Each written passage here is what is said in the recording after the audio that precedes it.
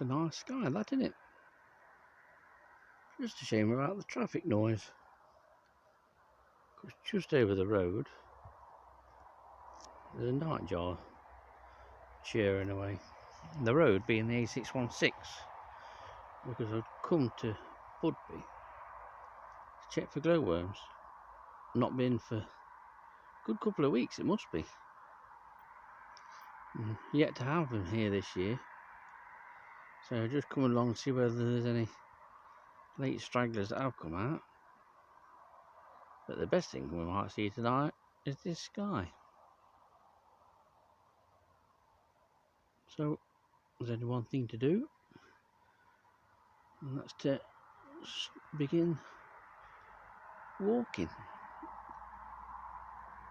It's a decent temperature, but it just feels a little bit damp here, which is just taking the edge off the temperature a little bit, making it feel cooler than what it is.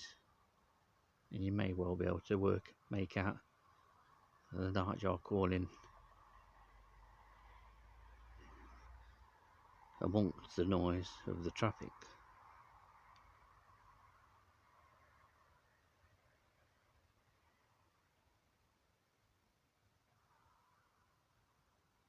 I can hear it a bit now. Anyway, we'll see if there's any glowworms here. Have success. I've actually walked the length of the path where glowworms are. Not found any. So I thought, well, I might as well just cut into the grass and cut through there towards the road as this glowworm twists. And immediately I was met with first one and then a second glowworm. This being a very showy second. And she's performing brilliantly. She's turned away, unfortunately, at the moment. She swung right round 180 degrees.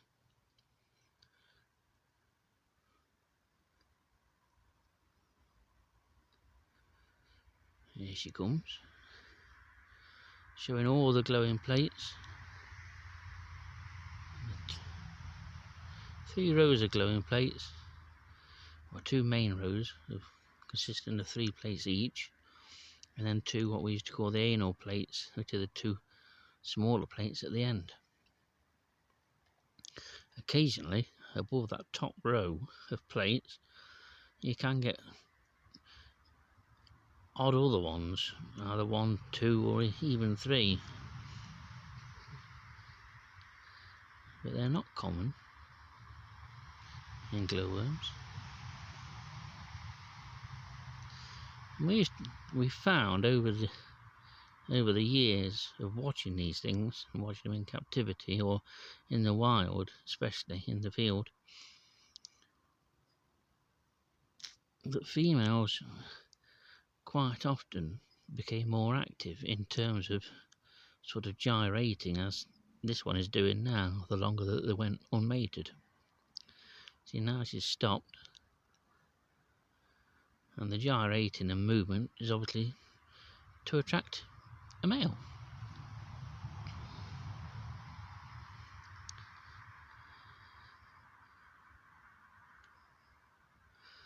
Never ever get fed up of these. The fact that they make their own light, and it's nearly 100% efficient. There's no wastage, virtually no wastage at all. And of course, bioluminescence is quite, well, it's not unusual in insects.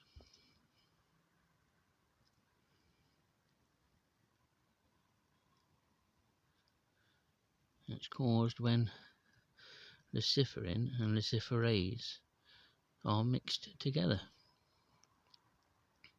Individually the two don't glow, but when mixed together they do this.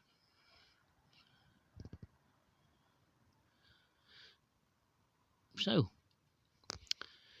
we'll leave this little lady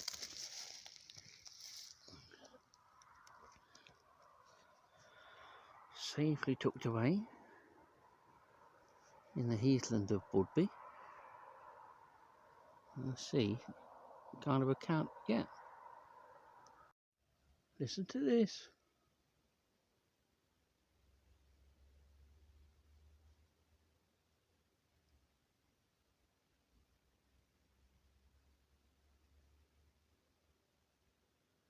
Quiet.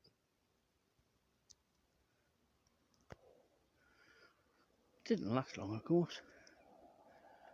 Car coming, just a shame. Nightjar wasn't singing then. I'm now following the power lines back towards the car. This is an increasingly open bit of grassy heathland. Now they've removed so much of the scrub and the trees, and that may be one reason why glowworms could be struggling here. They've got very little chance without any sort of shade offered by shrubs and trees. That's certainly what it looks like.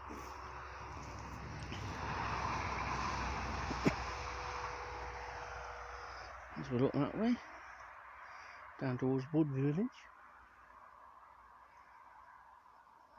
But yeah, it's most of the glowworms that I found this year have been glowing within close proximity to trees, or actually under trees.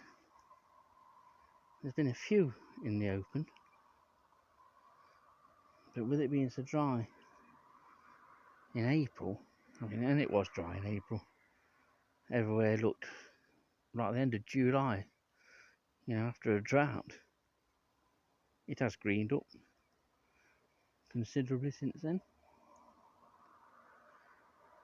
But glowworms certainly need some cover. And I just wish they wouldn't keep removing the cover. You can get more traffic. Talking of which, I'm close to the junction now. Just got to work out how to get onto the road.